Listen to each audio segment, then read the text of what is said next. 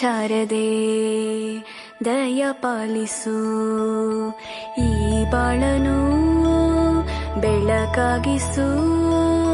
ಹೇ ಶಾರದೆ ದಯ ಪಾಲಿಸು, ಈ ಬಾಳನು ಬೆಳಕಾಗಿಸು.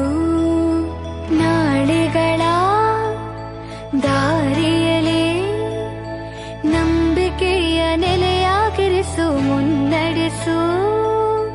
ಕೈ ಹಿಡಿದು ನಾವಾಡೋ ಪದ ಪದದಲ್ಲೂ ಸಂಚರಿಸು.